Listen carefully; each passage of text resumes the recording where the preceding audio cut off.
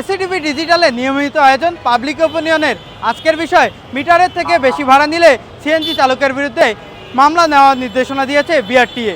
এছাড়াও চালকের বিরুদ্ধে সর্বোচ্চ 50,000 টাকা জরিমানা এবং 6 মাসের জেলের নির্দেশ দিয়েছে বিআরটিএ।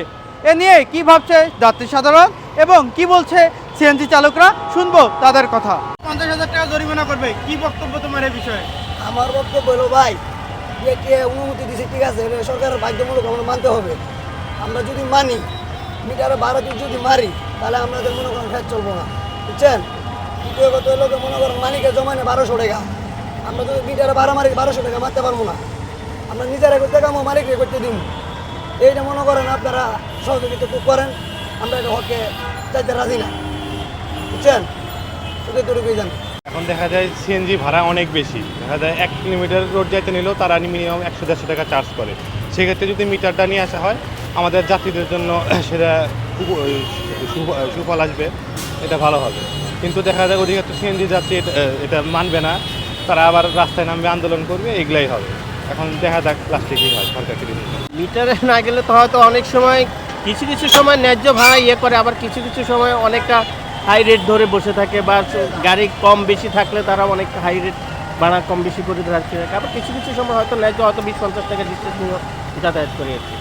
কি দাবি জানাচ্ছেন? না, বিআরটিএ নিয়ম অনুসারে, গভর্নমেন্ট নিয়ম অনুসারে হলে আমাদের জন্য ভালো হয়। কোটি মানুষের আস্থার ভালোবাসায় 11 বারের মতো দেশের 1 নম্বর রেফ্রিজারেটর ব্র্যান্ড ওয়ালটন। সিএনজি এলাকাতে আপনার মনে করেন মিটারে যাবে, ঠিক আছে, বা আমরা মিটারে যাবো, কিন্তু আগে তো মনে করেন আমাদের গ্যাস, তেল এগুলোর দাম কমাতে হবে, তাহলে আপনার সিএনজি এলাকা লাভবান, আমরাও লাভবান, ঠিক আছে। তো আপনার গ্যাসের দাম বৃদ্ধি করে যদি সিএনজি এলাকার উপরে প্রেশার দেন তাহলে তো হবে না, ঠিক আছে। আগে গ্যাসের দাম, তারপরে আপনার অক্সিজেনের দাম এগুলো কমাতে হবে, তারপরে যে আপনার সবাই মানে সিএনজি এলাকাও লাভবান হবে, যাত্রীরাও লাভবান হবে, ঠিক আছে। তো আমার মনে হয় এটা সরকার ঠিক করছে, কিন্তু সব কিছুর দাম কমাতে হবে, তাহলে সবাই বলতে গেলে জনগণ স্বাচ্ছন্দ্য করতে হবে যাতায়াত। মিটারে চালাইতে পারি, মিটারে যাত্রী অর্ধেক রাস্তায় গিয়ে নামি যায়, জামের মধ্যে গাড়ি আটকে গেছে, মামা মিটার অফ করো, নামি গেল বিল দিয়ে, ওই গাড়িটা বাইরে হতে আরো 2 ঘন্টা লাগে। এবার কি করবে এগুলা? মিটার আইন করছে, ঠিক আছে, ভালো, আমরা চালাইতে পারি, সব সাইড খেয়াল করুক। মালের দাম এখন অনেক বেশি, আগের 1400 টাকা একটা চাকার দাম, এখন 3000 টাকা লাগে। এগুলা পোষায় না, এখন এজন্য চালাইতে পারি। মিটারে চললে 50,000 টাকা জরিমানা তার আমার ড্রাইভারের হবে না, কারণ গাড়িটা তো ড্রাইভার না, ড্রাইভার হলো জমায় চালায়, ঠিক আছে। আর যিনি 50,000 টাকা জরিমানা এটা করছে, ওনার মাথায় কি কোনো কমন সেন্স নাই যে একটা সিএনজি যদি 50,000 টাকা জরিমানা করে, তাহলে এই যে পরিবহনগুলো যে আছে, তাহলে ওইটি কী করবো? আপনি এটা মিটারে চালানো বাধ্যতামূলক করতে পারেন কখন? আপনার অবৈধ ঢাকা ঢাকা যে সাদা সিএনজিগুলো আছে, এগুলো বন্ধ করতে হবে। তারপরে ঢাকা সিএনজি আছে, জেলা সিএনজি, ওগুলো বন্ধ করতে হবে। অবৈধ মিশুকগুলো যে চলে আপনার মেন রোডে, ওগুলোর তো কোনো কাগজপাতি নাই, ওগুলো এলাকা ভিত্তিক চলবে, সেও তো মেন রোডে চলতেছে।